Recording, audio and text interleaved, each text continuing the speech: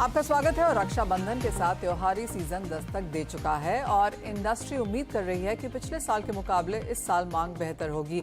अगर इसी साल की बात करें तो पहला जो हाफ है इस साल का, वहां पर सेल्स कोई बहुत ज़्यादा बेहतर नहीं थी, लेकिन इंडस्ट्री की हमेशा उम्मीद यही होती है कि रक्षाबंधन और इसके साथ साथ जो आगे त्यौहार आ जाते हैं, साथ में दिवाली और क्रिसमस तक जो मांग है वो इस बार यहाँ पर बेहतर होगी।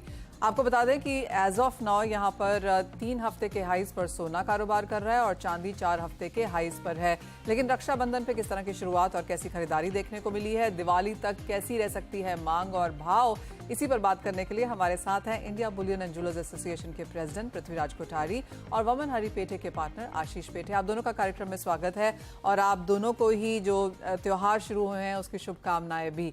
कोठारी जी, आपसे पहले जानना चाहेंगे किस तरह से मार्केट का मूड है एज ऑफ नाउ, क्योंकि पिछले 2-3 महीने जिस तरह के फेस्टिवल्स, एग्जीबिशंस, B2Bs, B2Cs हमने यहाँ पर कंट्री में होते हुए देखे हैं, सभी का रिस्पांस काफी बेहतर आया है, लेकिन ऑन ग्राउंड डिमांड किस तरह की दिखती है? थैंक यू मानिशा जी। पहले सभी को रक्षाबंधन की हार्दिक शुभकामनाएं, आपके दर्शकों को। देखिए, जो अभी IIJS का जो शो हुआ था उसमें आपने देखा तो एक्स्ट्रा ऑर्डिनरी रश थी, उसके अंदर काफी खरीदारी भी हुई है। तो अहेड ऑफ अभी सबसे बेस्ट पार्ट है कि मानसून बहुत अच्छा रहा है हर जगह पे ऑलमोस्ट। और अब रक्षाबंधन आज से, जैसे रक्षाबंधन की शुरुआत श्रावण पूर्णिमा से होती है, तो आज के बाद में से सब फेस्टिवल और ये हमारे स्टार्ट हो जाते हैं। इसके बाद में जन्माष्टमी है, फिर गणपति है, और उसके बाद में दशहरा, अपना नवरात्रि, दशहरा और दिवाली, और उसके बाद में मैरिज सीजन होता है। तो होप हम सबको है, गोल्ड एक रेंज बाउंड में भी है, तो होप है कि डिमांड अच्छी निकलनी चाहिए, ऑर्डर काफी अच्छे आएंगे। और ओणम का फेस्टिवल केरला में चल रहा है तो उसका भी डिमांड थोड़ा आना चाहिए। तो मुझे लगता है ओवरऑल जितना डेफिसिट इंपोर्ट में हुआ है वो लगभग मुझे लगता है कि जो 750, 650 से 700 टन का जो टारगेट होता है वो मुझे पूरा होते दिख रहा है। डिमांड अच्छी रहेगी, प्राइस रेंज बाउंड रहेंगे। अनसर्टिनिटी है, सिर्फ इफेक्ट है कि डॉलर इंटरेस्ट रेट का जो इफेक्ट है वो धीरे धीरे कहीं ना कहीं इंडस्ट्री, हर एक इंडस्ट्री पे नहीं आना चाहिए, बेसिकली प्रेशियस मेटल पे। तो ये को फेयर है कि इंटरेस्ट रेट अभी काफी बढ़ गए हैं, यहाँ पे इंडिया में भी 7.5% इंटरेस्ट हो गए। तो एक ऑप्शन का, इन्वेस्टमेंट ऑप्शन का तरीका दूसरा ढूंढ लेते हैं। इक्विटी मार्केट अच्छी चल रही, तो मुझे लगता है ओवरऑल आगे आगे आने वाले दिनों में मार्केट भी अच्छा रहेगा। चांदी के अंदर काफी वॉलेटिलिटी रहेगी, उठापटक काफी ज्यादा रहेगा सोना और चांदी दोनों में। तो मुझे लगता है कहीं ना कहीं बाइंग अपॉर्चुनिटी अच्छी बनेगी और लोग उसमें निवेश भी करेंगे। आशीष जी, आप कैसे देखते हैं, क्योंकि अगर रक्षाबंधन और ओणम वगैरह की बात की जाए तो ज्यादातर खरीदारी यहाँ पर लाइट वेट होती है, गिफ्टिंग के हिसाब से होती है, लेकिन इन नंबर्स में भी अगर हम महाराष्ट्र की बात करें तो किस तरह का रिस्पॉन्स या फीडबैक है? गुड इवनिंग, आप सभी को रक्षाबंधन की शुभकामनाएं। आपने सही कहा कि पहले 6 महीने जो सीजन के थे वो कहा जाए तो ल्यूकवार्म थे। रिटेल काउंटर्स पे भी इतनी ज्यादा खरीदारी नहीं हो रही थी, एवरेज खरीदारी हो रही थी। तो अभी जो पृथ्वीराज जी ने कहा कि पिछले 1-2 महीने में एग्जीबिशंस में भी बहुत सारी बाइंग हुई है, कि इसी का रिजल्ट है कि लोगों ने 3-4 महीने तक ज्यादा बाइंग नहीं की थी, साइडलाइंस में रुके हुए थे। जैसे ही रिटेल में माल बिक रहा था तो सामने उतनी खरीदारी नहीं कर रहे थे क्योंकि सीजन स्लो चल रहा था। लेकिन अगस्त के आते आते अधिक मास होके अभी श्रावण शुरू हो गया है। तो जो मैं रिटेल में जो पल्स देख रहा हूँ उसमें अच्छा खासा लोगों का इंटरेस्ट वापस आ गया है सोने चांदी की बाइंग में। उसके 2 कारण है। एक तो ओवरऑल इकोनॉमी अच्छी कर रही है, लोगों के पास डिस्पोजेबल इनकम्स है, मूड लोगों का अच्छा है, हर एक चीजों में तो उनकी इच्छा शॉपिंग करने की होती है, नंबर 2। और नंबर 3, पिछले 1-2 महीने से सोने की कीमतें 59-60 के आसपास आके ठहर गई है। तो लोगों को भी ऐसा लगता है कि ये चलो, ये बॉटम आ गया, अभी सीजन यहाँ से शुरू होगा रक्षाबंधन से, तो ये सीजन शुरू होगा तो यहाँ से प्राइसेस ऊपर ही जाएंगी। तो ये सही मौका है खरीदारी करने के लिए, ये जनरल मार्केट में फीलिंग है। और इसीलिए मैं अगस्त महीने से देख रहा हूँ कि अच्छी खासी बाइंग हो रही है, and it's a good omen for the coming season. मुझे लगता है अच्छा सीजन जाएगा। ओके आशीष जी, जब हम ओणम या जैसे रक्षाबंधन की होती है, क्या जूलर्स इसी समय से बहुत ज्यादा काम करना और लॉन्चेस करना शुरू कर देते हैं कि ये सिर्फ शुरुआत है और आगे जाते जाते जैसे जैसे फेस्टिवल्स और आते जाएंगे, फिर चाहे वो कृष्ण जन्माष्टमी है या गणपति है, तब तक हम देखते हैं कि ज्यादा फरवर और ज्यादा बिल्डअप यहाँ पर आता हुआ? जनरली जो मेन नए कलेक्शन लॉन्चेस होते हैं या लोगों की कई स्कीम्स होती है या एडवर्टाइजिंग में जो बूस्ट हम लोग कहते हैं, वो जनरली नवरात्रि से शुरू होता है। क्योंकि बल्क बाइंग, जो क्वांटिटी वाइज जो बाइंग होता है, बड़ी ज्वेलरी का बाइंग होता है, ये नवरात्रि में होता है। उसके बाद दशहरा, उसके बाद दिवाली में और शादी। तो जो चंकी ज्वेलरी या जिसमें वेटेड ज्वेलरी जो हम कहते हैं, उसका मेन परचेजिंग ये आगे वाले 2-3 महीने में होता है। तो अभी धीरे धीरे एक्टिविटी शुरू होता है, but the bulk of the activity, the maximum noise हम जो कहते हैं, वो नवरात्रि और दिवाली के बीच में जो 1-2 महीना आता है, उसमें मैक्सिमम नॉइज होता है। ओके कोठारी जी, जहां तक प्राइसेस की बात है, जैसे आपने कहा एक रेंज बाउंड रह पाएंगे, लेकिन काफी सारी रिपोर्ट्स हैं जो दर्शाती हैं कि ये साल खत्म होते होते तक हम सोने में अच्छी खासी बढ़त शायद आता हुआ देखेंगे। रिपोर्ट्स इंडियन ब्रोकरेजेस की लें या इंटरनेशनल बैंक्स की उठा के देखें तो जी हाँ, कहीं 1950 भी है, लेकिन 2050 तक के भी यहाँ पर लेवल्स हैं। तो जो खरीदार हैं उनके लिए क्या राय है फिर? देखिए, ये जो अपना सेकंड क्वार्टर और थर्ड क्वार्टर मुझे थोड़ा सा वीक लग रहा है, बिकॉज अभी इंटरेस्ट रेट का आपने देखा होगा कि एक हाइक होने की बात हो रही है और इन्फ्लेशन अभी भी उनके कंट्रोल में आना, तो अभी और भी उनको इंटरेस्ट रेट 2 हाइक करने की उनकी बात चल रही है कि 6% तक इंटरेस्ट रेट होना चाहिए।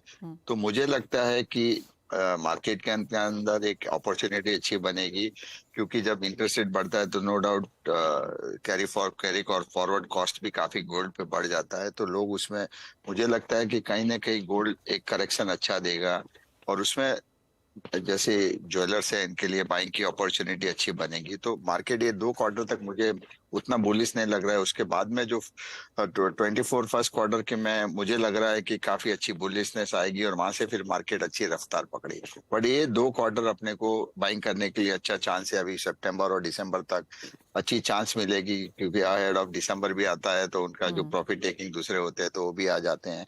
तो मुझे लगता है कि ये दो क्वार्टर थोड़ा सा प्रेशर में रहेगा प्रीशियस मेटल, क्योंकि इंटरेस्ट रेट का इफेक्ट हो रहा है। इन्फ्लेशन अभी भी उनको कंट्रोल में नहीं है, तो वो भी कोशिश कर रहे हैं। फिर इंटरेस्ट रेट अगर बढ़ जाता है तो ऑल ओवर हर जगह पे हर चीज के ऊपर उसकी इफेक्ट आना चालू होता है, और specially effect on precious metal सबसे ज्यादा जल्दी इफेक्ट प्रीशियस मेटल पे आता है। मुझे लगता है कि कहीं ना कहीं $1825 तक का भी एक चांस लगता है कि गोल्ड वहां पे आ जाएगा, क्योंकि अभी फिलहाल तो सेंट्रल बैंक की उतनी कहीं खास खरीदारी नहीं है। इंडिया, टर्की और चाइना की थोड़ी बहुत खरीदारी है। अब सीजन स्टार्ट हो रहा है तो अब धीरे धीरे फिजिकल मार्केट उसको सपोर्ट करने लगेगा। ओके एक स्टेप पीछे लेना चाहेंगे। और कोठारी जी, जैसे आपने कहा कि खरीदारी के अच्छे मौके हैं और अगली राखी या रक्षाबंधन तक अच्छे खासे भाव देखने को मिल सकते हैं, तो एक स्टेप बैक अगर लें, आपको याद दिला दें कि पिछले साल अगर आपने रक्षाबंधन पे यहाँ पे सोना लिया था तो वो 52,500 के आसपास था। तो अच्छे खासे मुनाफे पे आप ऑलरेडी यहाँ पर बैठे हैं।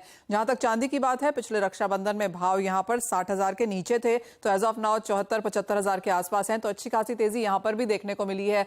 अगर दिवाली ईयर एंड तक भी जाने दें कोठारी जी, अगली राखी तक भी अगर बात करें तो किस तरह की मूव, किस तरह की रेंज यहाँ पर देखने को मिल पाएगी? देखिए, मुझे सोने के मुकाबले में चांदी में काफी तेजी लग रही है। मैं चांदी को ज्यादा बुलिश देख रहा हूँ। अगर आपने देखा होगा तो अभी 2 दिन पहले चांदी 71,000 के आसपास थी, अब MCX में 74,500 के आसपास हो गई। तो चांदी में मुझे काफी अच्छा तेजी लग रही है कंपेयर टू गोल्ड में।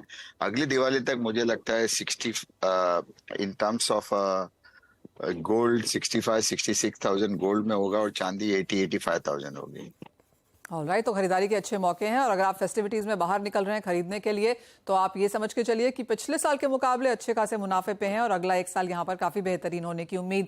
आशीष जी, काफी सारे हम देखते हैं कि इस समय में नई स्कीम्स, नई वैरायटीज, नई ऑफरिंग्स यहाँ पर देखने को मिलती हैं। जैसे आपने कहा कि नए लॉन्चेस तो यहाँ पर धीरे धीरे आता हुआ देखेंगे ही हम, लेकिन काफी सारे ज्वेलरी स्टोर्स यहाँ पर पासबुक स्कीम निकालने लगते हैं। अभी पैसा दे के बाद में आप डिजाइन ले सकते हैं, या आप 11 महीने की यहाँ पर EMIs पे कर सकते हैं। तो एज ऑफ नाउ मार्केट में क्या कुछ चल रहा है जिसका फायदा यहाँ पर कंज्यूमर्स उठा सकते हैं?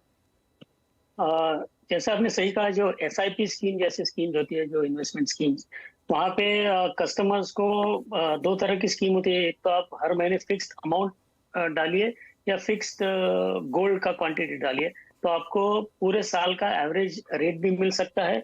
और अगर रुपये में डालते हो तो आपको बेनिफिट होके when you actually buy jewellery, तो आपको उसमें बेनिफिट इन टर्म्स ऑफ पैसे में मिल जाता है। तो ये दोनों करने से जनरली लोगों का जो सेविंग्स होता है वो भी हो जाता है और आगे का बाइंग का परचेज हो जाता है। तो ये एक प्रोमिनेंट फीचर है ये ज्वेलरी का। सेकंड, लोग डिस्काउंट स्कीम बहुत बारी लाते हैं, गिफ्ट स्कीम्स लाते हैं, या कभी कभी प्राइस अनफिक्स का सेल करते हैं। ये दो चार चीजें हैं, वो मिला के सेलिंग होता है।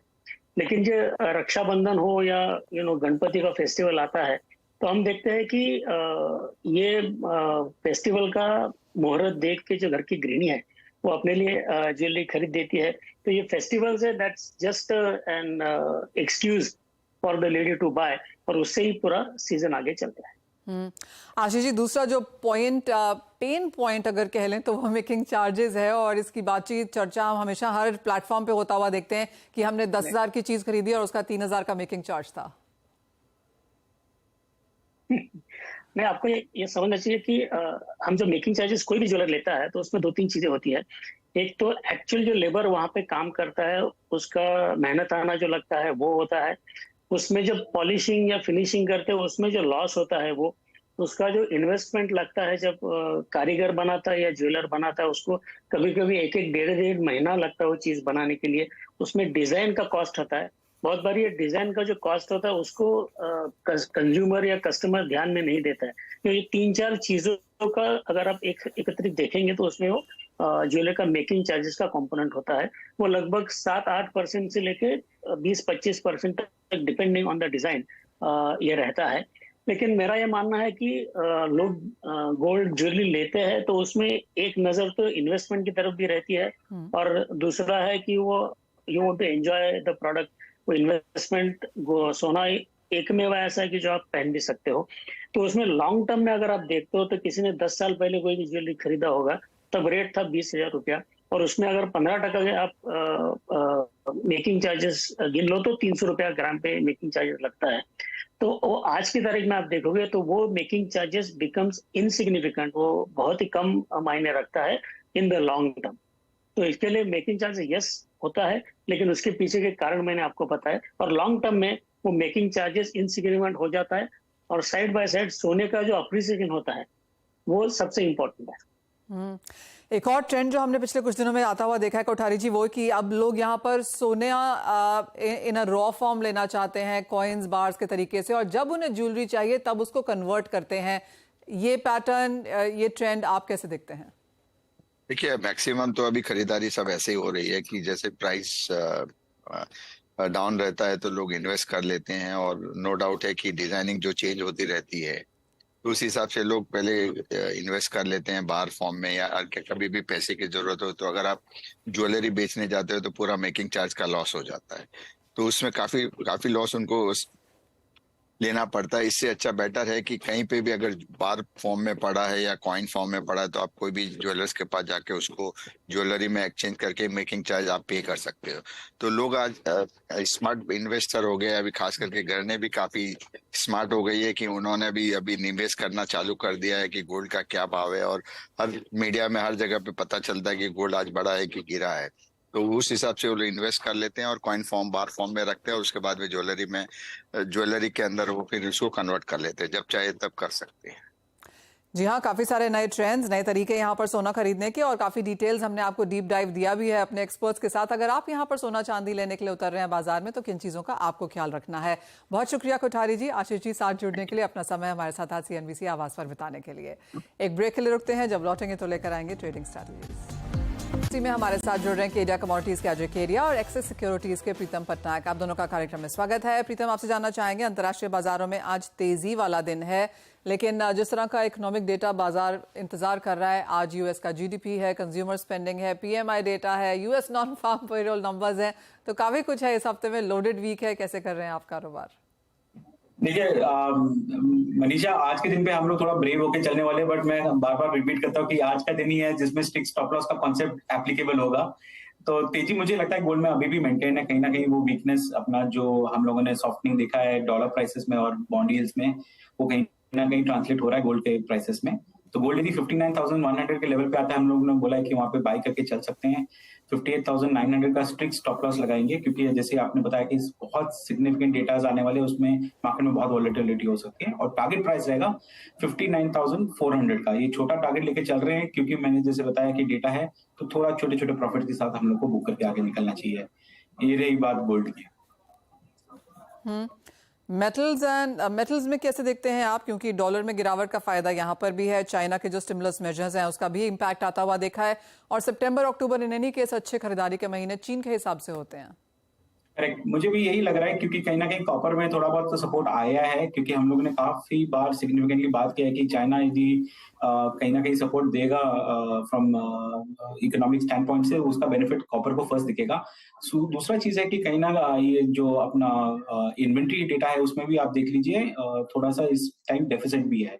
तो आई थिंक ये दोनों चीजें फैक्टर कॉपर के लिए थोड़ा सा स्ट्रॉन्ग पॉइंट होता है, और इसलिए आज मुझे लगता है कि कॉपर यदि 733 की तरफ आता है तो वहां पे बाई करके चल सकते हैं। स्टॉप लॉस लगाएंगे 730 का, और टारगेट प्राइस रहेगा 737 का। ऑलराइट, अजय आप कैसे देखते हैं एग्री स्पेस को, क्योंकि यहाँ पर भी बहुत बड़े बड़े मूव्स हैं। हल्दी में कल 6% का लोअर सर्किट था, मुनाफा वसूली यहाँ पर क्रॉस बोर्ड आती हुई देखी, एक्सेप्ट गुआर ऑफ कोर्स, जहाँ पर मौसम का हमने एक सपोर्ट आता हुआ देखा। बिल्कुल, अगर पूरे पैक की अगर बात करें एग्री में, तो कल हमने सभी खास करके मसालों में तो जबरदस्त गिरावट दिखी, but in line of expectation, because rally काफी अच्छी हो चुकी थी और अब एक करेक्शन भी ड्यू था। बट गवार में मुझे लगता है कि जिस दिन से ग्राउंड लेवल पे अगर हम देखें तो मानसून काफी विकेट है, जिसकी वजह से प्राइसेस को कंटिन्यू सपोर्ट मिल रहा है। तो आई थिंक गवार गम पे नजर रखना चाहिए। 12,800 850 की रेंज में लेके चलिए, 12,500 के स्टॉप लॉस से 13,200 तक का इमीडिएट टारगेट है। बट ध्यान रखिए सितंबर के अगले जो 6-7 दिन है ये काफी क्रुशियल होने वाले हैं। अगर इसमें बरसातें नहीं होती है की एरियाज में, तो काफी बड़ी रैली हम गवार कॉम्प्लेक्स में आते हुए देख पाएंगे। साथ ही साथ मेंथा कैसे देखते हैं अजय, बिकॉज यहाँ पर एक अच्छी खासी रैली बनते हुए नजर आई है। हाँ बिल्कुल, लगभग हमने 18% का गेन अच्छा आने के बाद मार्केट में थोड़ा सा एक पुल बैक जरूर आया है, क्योंकि पिछले 1-1.5 साल से हमने देखा सिंथेटिक मेंथा का जो एक हवा बना हुआ था, जिसकी वजह से बिल्कुल प्राइसेस में गिरावट थी। बट अब अराइवल बिल्कुल कम हो चुकी है, प्रोडक्शन इस बार भी कम रहने की उम्मीद है, और धीरे धीरे विंटर डिमांड एफएमसीजी से कंटिन्यू बूस्ट कर रहा है, जिसकी वजह से प्राइसेस में रैली है। तो टेक्निकली ब्रेकआउट अच्छा है। आई थिंक करंट लेवल से भी अगर बाइंग किया जाए, जब तक प्राइसेस 975 के ऊपर मेंटेन है, हायर साइड में हमें लगता है वापस 1100 तक के भी लेवल हम मेंथा में आते हुए देख पाएंगे। एक दो और दूसरी कमोडिटीज जो हैं आज, जैसे कैस्टर, वहां पर बढ़त देखने को मिली है। कॉटन सीड ऑयल, केक में भी अच्छी खासी तेजी आज है। सबसे पहले कैस्टर की बात करें तो एरिया अंडर कल्टीवेशन में थोड़ा ड्रॉप दिखाई दे रहा है, वेदर कंसर्न भी काफी अच्छा रहेगा। नो डाउट प्राइजेस में पिछले 3 महीने में जो 5300 से 6400 का जंप मारा, उसके बाद मार्केट कंसोलिडेट कर रहा है। डिमांड साइड अब थोड़े से वीक है चाइना की तरफ से, बट आई थिंक 6200 का जो रेंज है वो काफी 6150 6200 का रेंज काफी बढ़िया है। तो 6150 6200 की रेंज में लेके चलिए, 6400 का इमीडिएट टारगेट रहेगा। वहीं कॉटन सीड ऑयल केक में मुझे लगता है कि आगे जाके तेजी जरूर रहेगी, बट रिसेंटली हमने एक अच्छा खासा रैली अब देखा है 2300 से 2800 का, तो मुझे नहीं लगता कोई एक्स्ट्राऑर्डिनरी बड़ी तेजी रहेगी। 2730-40 तक का लेवल दिखाने के बाद एक बार एक करेक्शन आ सकता है नए सप्लाई आने से पहले पहले मार्केट में, जो वापस 2550 तक का लेवल दिखा सकता है। ओके, तो वो टारगेट्स हैं यहाँ पर देखने के लिए। खरीदारी यहाँ पर ज्यादातर काउंटर्स में बनती हुई नजर आ रही है। जाते जाते प्रीतम, क्रूड ऑयल प्राइसेस कैसे देखते हैं, क्योंकि यहाँ पर कल देर रात तेजी थी और उसको हमने आज अक्रॉस टाइम जोन में बने रहते देखा। आई थिंक द हरिकेन और 11 मिलियन बैरल का ड्रॉडाउन, दोनों चीज क्रूड ऑयल की बहुत ही स्ट्रॉन्ग सपोर्ट है, एंड जिसको इग्नोर नहीं किया जा सकता है कि डॉलर इंडेक्स भी काफी वीक है। तो इसलिए तीनों चीज एक अच्छा बाई बनाता है फॉर क्रूड। तो आई थिंक 6700 पे बाई करके चल सकते हैं। स्टॉप लॉस लगाएंगे 6640 का, और टारगेट प्राइस रहेगा 6800 का। ज्यादातर खरीदारी के मौके आज एग्री नॉन एग्री स्पेस में तो शॉर्ट जाने की वो नहीं है, लेकिन साथ ही साथ कॉशियस मूव अप्रोच जरूर अपनाने की जरूरत है, क्योंकि चाहे वो मौसम है, चाहे यूएस फेड है, चाहे डेटा है, डॉलर इंडेक्स है, सभी यहाँ पर काफी ज्यादा वॉलेटाइल। बहुत शुक्रिया अजय, प्रीतम, आज समय निकालने के लिए। एक ब्रेक के लिए रुकते हैं, वापस आएंगे तो लेकर आएंगे आवाज समाचार।